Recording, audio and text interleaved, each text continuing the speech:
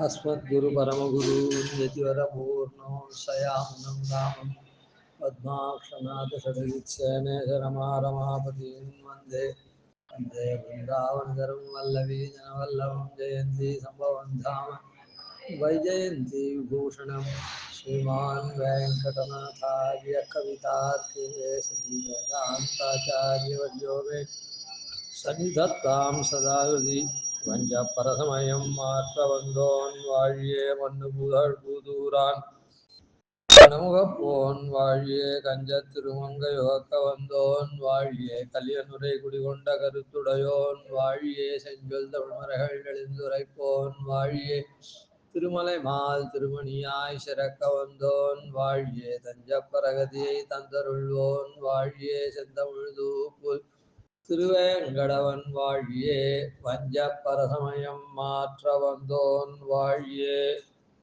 இந்த விஷயத்துல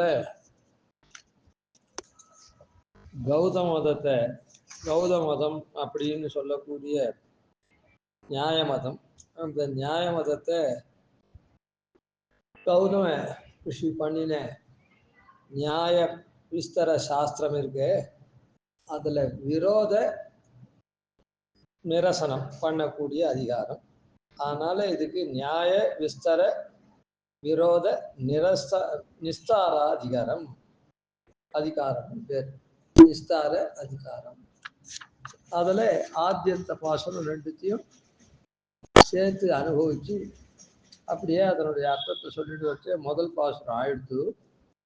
ரெண்டாம் பாசுரத்துல முடிவு பாசுரத்துல நான் மறைக்கு துணையாக நல்லோர் என்னும் நாள் இரண்டில் ஒன்னான நயனூல் தன்னில் அப்படின்னு சொல்லச்சு சதுர்தச வித்யாஸ்தானங்கள்னு சொல்றத வச்சுண்டு பிராயசா சொல்றத வச்சுண்டு அதை ஒரு விதமாக புராண தர்மசாஸ்திரங்களை விட்டு மீதி 8 அப்படின்னு 4 மறையை தவிர 6 அங்கங்கள் நியாய மீமாம்சம் அப்படின்னு சொல்றதும், இன்னொரு வகையில சொல்றதும், இப்படி சொல்ற பட்சத்தை காட்டிலும் அஷ்டாதச வித்யாஸ்தானங்கள்னு சொல்லியிருக்குது. அதுல வேதம்னு சொன்னாலே வேதாத்தியனம்னு சொன்னாலே சாங்க வேதாத்தியனத்தை தான் குறிக்கிறதுனால 4 மாசம் வேதாத்தியனம் பண்ணி மீதி மாசங்கள்ல இதை பண்ணணுமானதுனால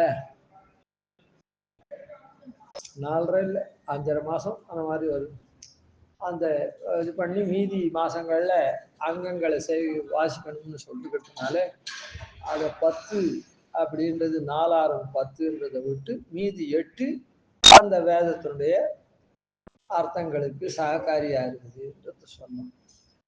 அதுக்கு சில உபபத்திகள்லாம் சொல்லி, ஆனா உள்ளங்கை நெல்லிக்கனி போல சுவாமி தேசிகனே சாரநிஷ்ட விசாதிகார பிரகடனத்துல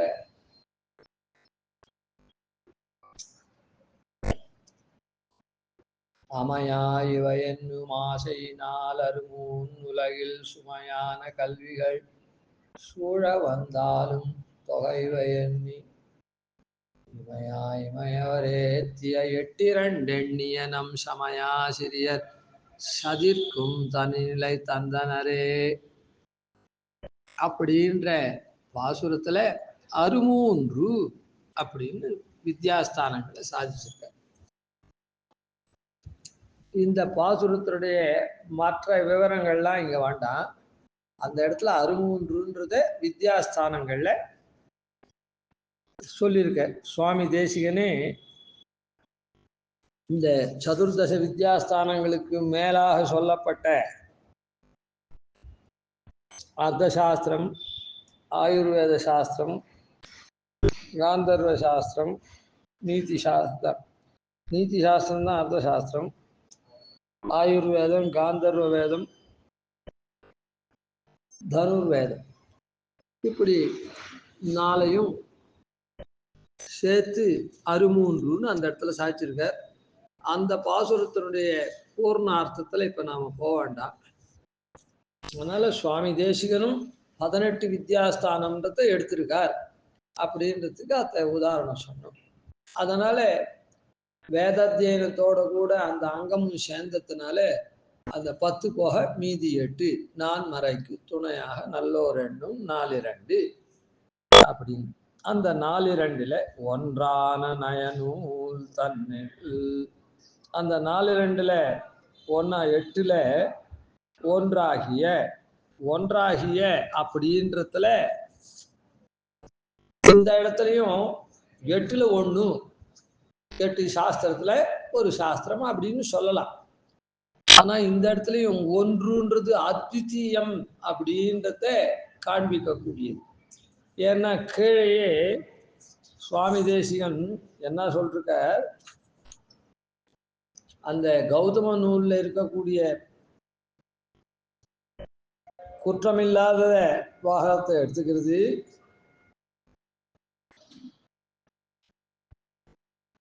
அதாவது குற்றமில்லாத வகையில அது வேதத்துக்கு விரோதம் இல்லாத வகையில அதுக்கு அர்த்தம் சொல்லி அதை எடுத்துக்கிறது, இல்லைன்னா குற்றமான பாகத்தை கழிச்சுட்டு மற்றொரு பாகத்தை எடுத்துக்கிறது, இல்லைன்னா எல்லாத்தையுமே விட்டுட்டு புதுசாவே ஒரு கிரந்தம் நியாய கிரந்தம் பண்றது அப்படின்னு சாதிச்சுட்டு.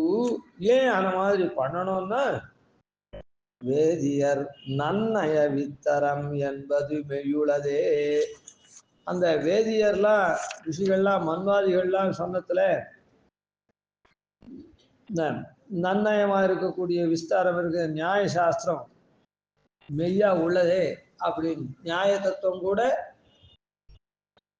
நாதமுனிகள் பண்ணியிருக்கார் அப்படின்னு. அதனால இந்த நியாயம்ன்றது இல்லைன்னா, நியாயாதி தேசம் பண்ணலைன்னா எதையுமே நன்னா தெரிஞ்சுக்க முடியாது. நியாயாதேசம் பண்ணினாதான் கண்டரை வேண தெரிஞ்சுக்க முடியும் எதையும். அதனால அந்த நியாயாதேசம் பண்றதுக்கு பண்ணலைன்னா எதையுமே நிஷ்கர்ஷம் பண்ண முடியாது. ஆலோட்டிய சர்வசாஸ்திராணி விசாரிச்ச புனப்புனா அதை விசாரிக்கணும் அப்படின்னு சொன்னா நியாயத்தை தான் அங்க சத்தர்க்கத்தை தான் உபயோகப்படுத்தணும். அதனால இந்த நியாய சாஸ்திரம் மற்றத்தை காட்டிலும்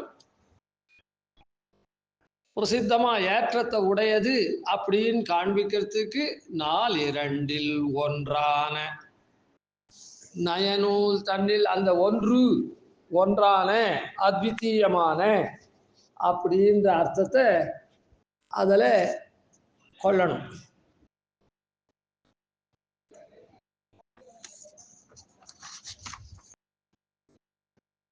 அது முன்பாசுரத்தை போலே குற்றமில்லா வகை கூட்டலுமாம் அப்படின்ற போல கூன் மறைத்தல் அதுல இருக்கக்கூடிய தோஷத்தை மறைத்து உரிய அர்த்தத்துல பொருள் கொள்ளணும், பொருந்த செய்யணும். அது தோஷம் போல தோன்றதே அதுக்கு உரிய அர்த்தத்தை சொல்லி அந்த தோஷம் மாதிரி தெரியறத அதை மறைச்சி அதை பொருந்த செய்யணும். எப்படி அப்படின்னு சொன்னா, இப்போ வேப்பங்கொழுந்து உடம்புக்கு நல்லது, ஆனா அந்த வேப்பங்கொழுந்த சாப்பிட முடியாது, பசங்களுக்கு கசக்கும்.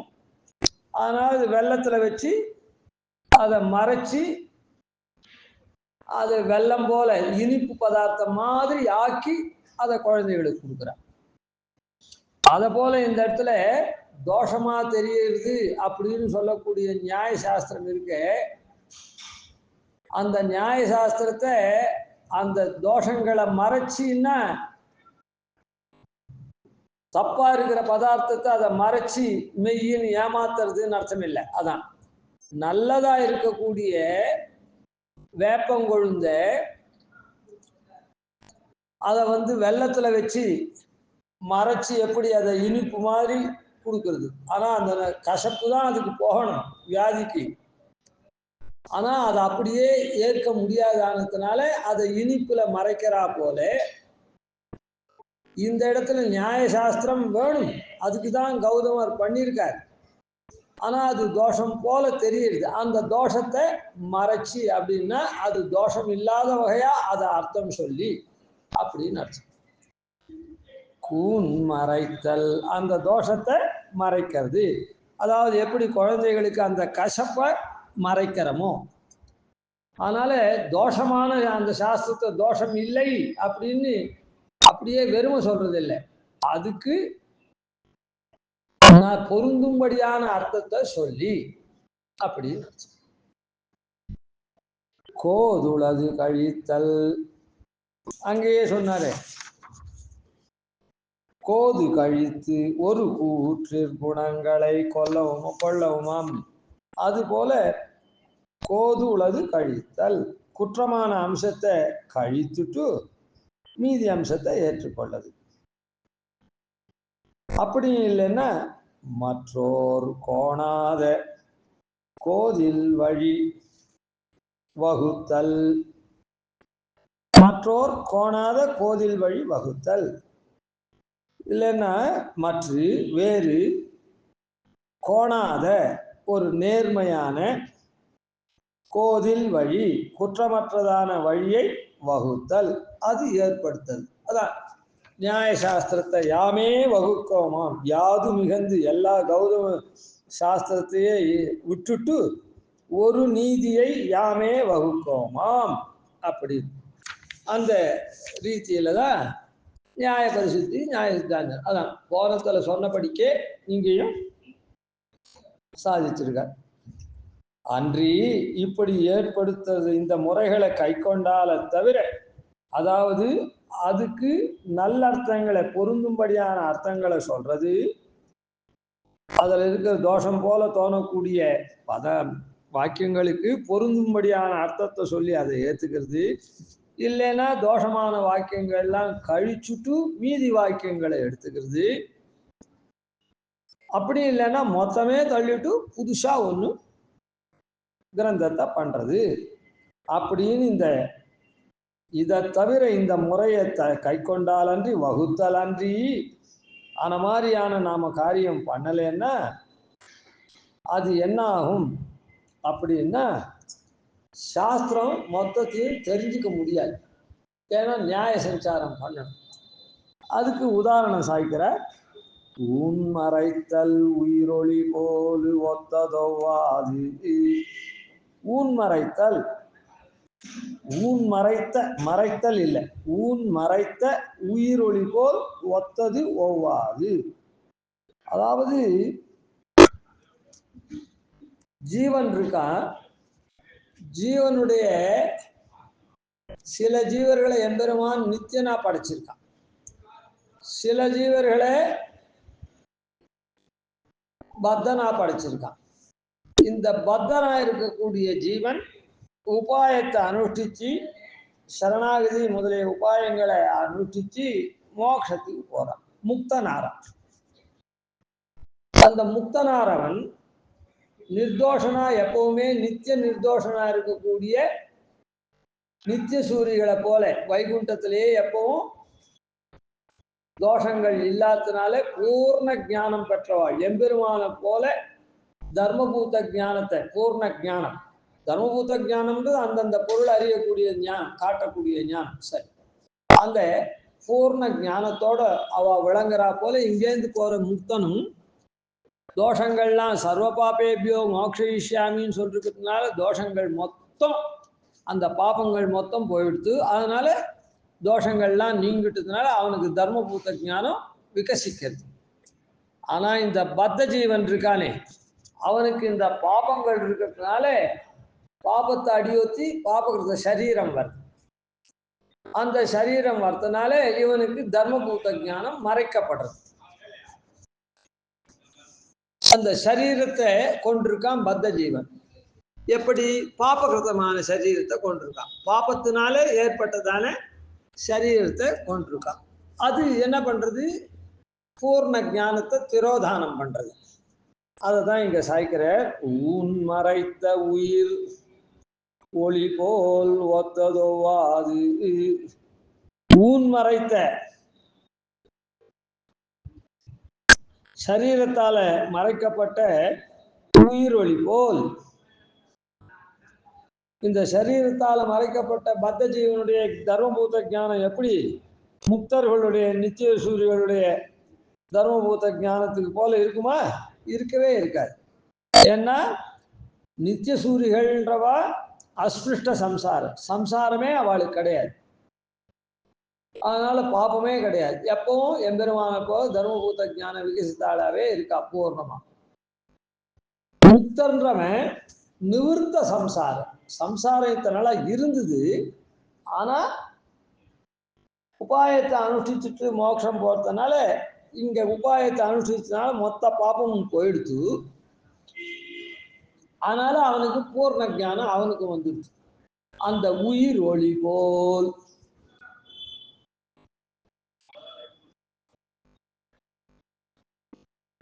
ஊன் மறைத்த உயிர் இருக்க, அது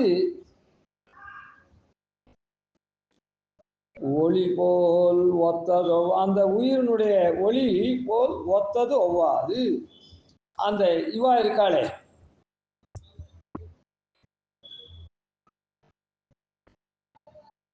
ஊன் மறைத்த உயிர் ஒளி போல், ஊன் மறைத்த உயிர் இருக்குதே அதனுடைய ஒளி எப்படி இருக்கும்?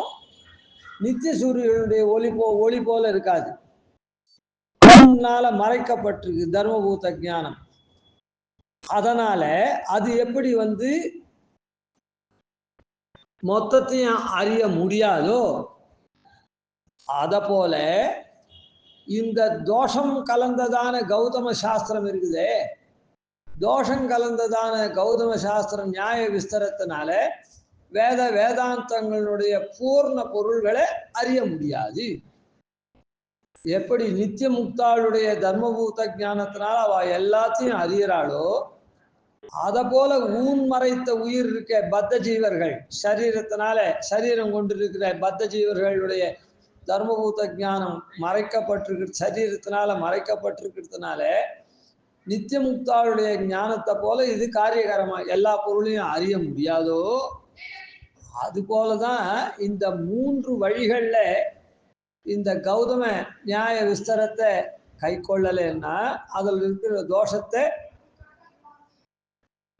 வேதாந்தங்களுக்கு தகுந்தா போல அர்த்தத்தை சொல்லி பண்றதோ இல்லை தோஷமா இருக்கிறத விட்டுட்டு மீதி எடுத்துக்கிறதோ இல்லை புதுசாவே பண்றதோ மொத்தத்தை இந்த வழி பண்ணலைன்னா இந்த சரீரத்தோட இருக்கக்கூடிய பத்த ஜீவனுடைய தர்மபூத ஞானம் எப்படி பொருள்கள்லாம் விளங்க மொத்த பொருள்களையும் பூர்ணமா காட்டாதோ அதுபோல்தான் இந்த நியாய சாஸ்திரம் கௌதம நியாய சாஸ்திரம் காட்டாது. ஒத்தது ஒவ்வாது.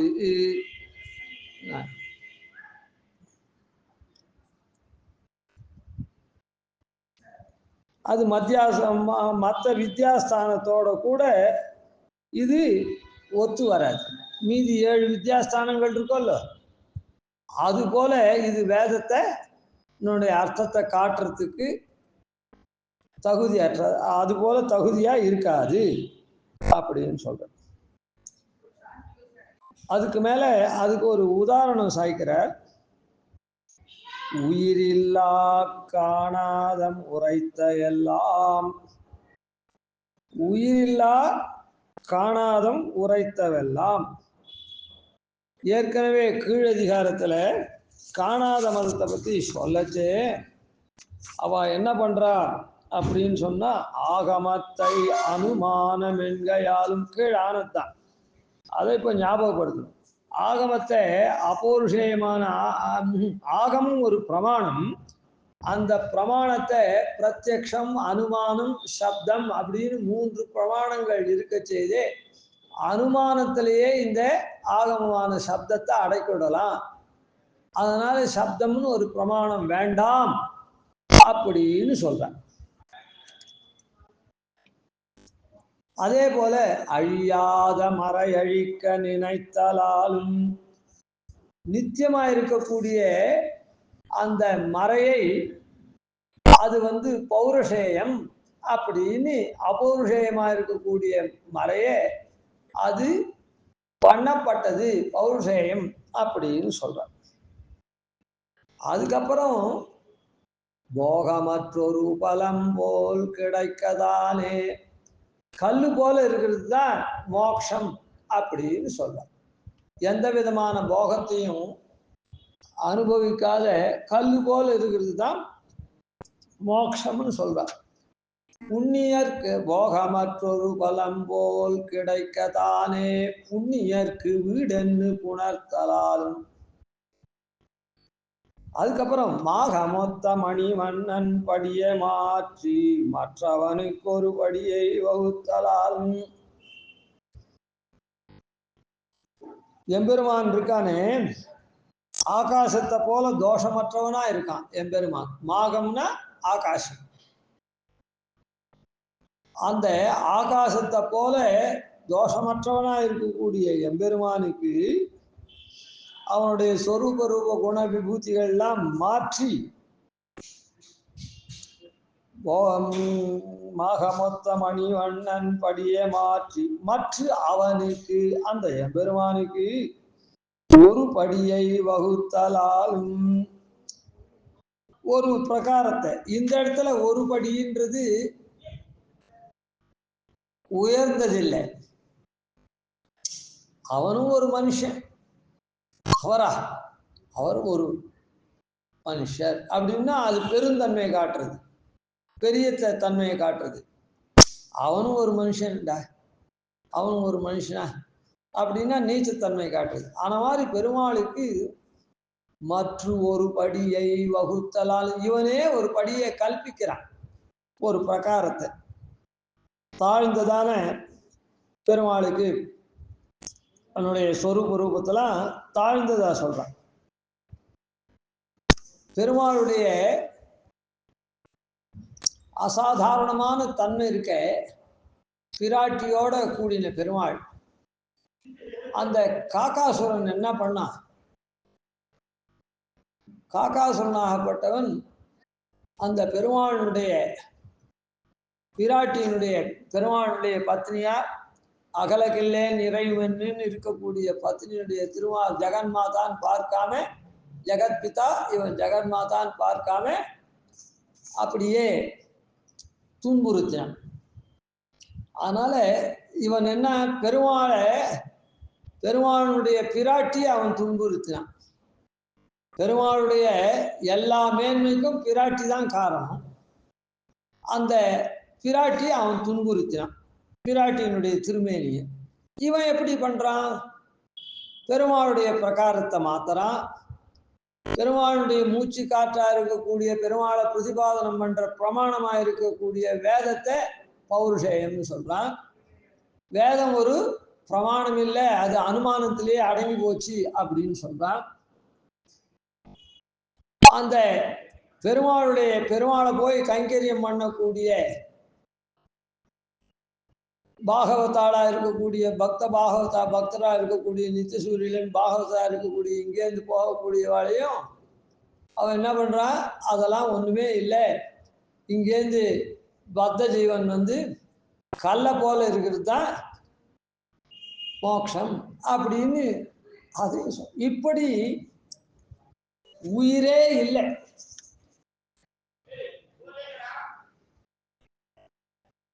அவனுடைய அந்த மதத்துல உயிரே இல்லை.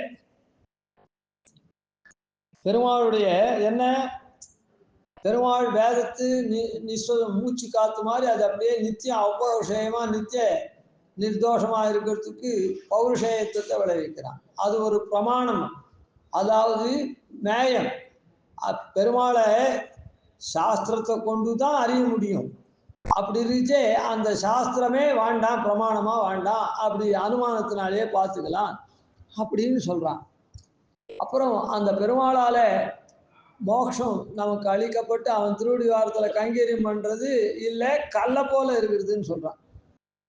அதனால இப்படி எல்லா பெருமைகளுக்கும் காரணமாக இருக்கக்கூடிய அந்த பிராட்டிய அவன் துன்புறுத்தினான். இவன் அந்த பிராட்டியினால ஏற்படக்கூடிய சம்சிருஷ்டி அக்ஷர வைஷ்ணவாத் வசூனாம் சம்பாவியத்தே கரிஹிஜிதி. அப்படின்னு பிராட்டியினுடைய கட்டாட்சம் இல்லைன்னா ஒரு நாளும் இந்த சம்ஸ்கிருதி இகபோக வாழ்க்கையோ இல்லை ஆத்மா அனுபவமா இருக்கக்கூடிய இந்த வாழ்க்கையோ இந்த பலன் என்னது கைவல்ய பலமோ சம்ஸ்கிருதி அக்ஷர வைஷ்ணவாத்வசு அப்படின்னு சொல்லக்கூடிய பரமபத பலமோ எதுவுமே கிடைக்காது. அதான் எல்லாத்துக்கும் அவளுடைய கட்டாட்சம்தான் தேவை. அப்படி இருக்கக்கூடிய அந்த பலன்கள் எல்லாத்துலேயும் மாறுபட்டு இவன் சொல்றான். அதனால இவன் காக மொத்த காணாதன் அப்படின்னு அங்க சொன்னார். அதான் அதனால உயிரில்லா காணாத முறைத்தவெல்லாம் உயிரே இல்லாத காணாத மதம்.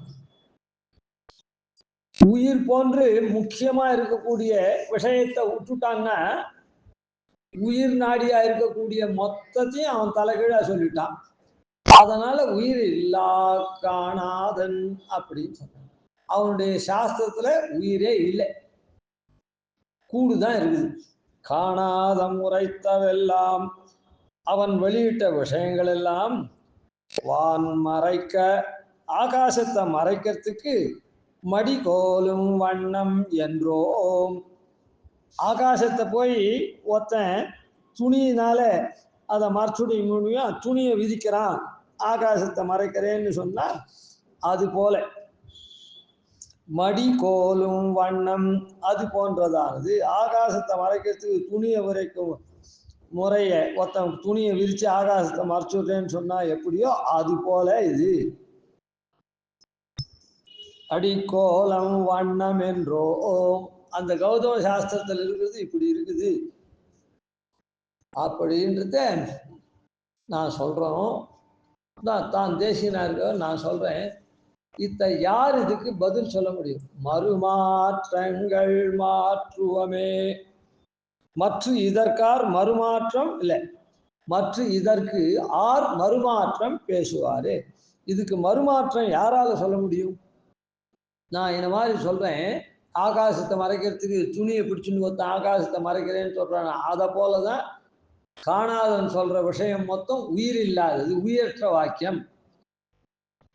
இதை யார் மறுப்பர்கள், மறுத்து பேசுவார்கள் அப்படின்னு பேசுறதுக்கு உள்ள சக்தி யாருக்கு இருக்குது அப்படின்னு அந்த மதத்தை நியாய விஸ்தர நிரோத விரோத நிஸ்தார அதிகாரம் அப்படின்றதுல இந்த நியாய மதத்தை அதனுடைய விரோதத்தை இங்கு கழிச்சு, என்ன நியாய மதம் கட்டாயம் வேணும், நியாய மதம் கட்டாயம் வேணும்.